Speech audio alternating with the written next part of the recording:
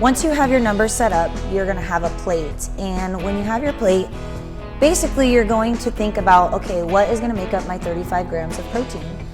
For me, it's usually chicken. I tend to do shredded chicken. So you're going to measure or weigh 35 grams of chicken. I use cups.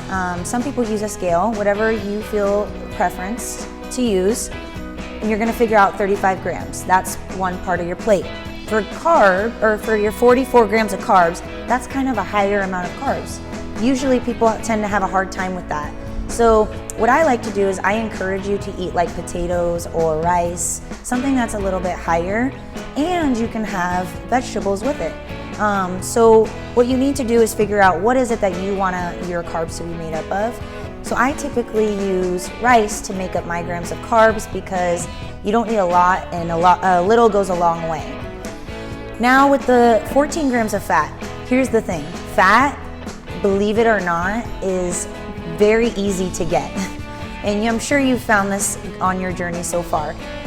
Usually just using the oils that we cook with makes up the fat that we use. Now, if you didn't use anything to cook your chicken or anything to for your rice, those are pretty low in fat items. So your fats might be more free to be able to use. So you can probably have a little bit of an avocado, maybe make some sort of sauce to put onto your chicken, something that is made up of fat. Maybe like dressings typically are more fatty, so you can have like ranch dressing, something like that to add onto your chicken or your vegetables. Snacks. So snacks can be kind of hard to make up 17.5 grams of protein. That seems like a lot to people, and this is how I like to do my snacks.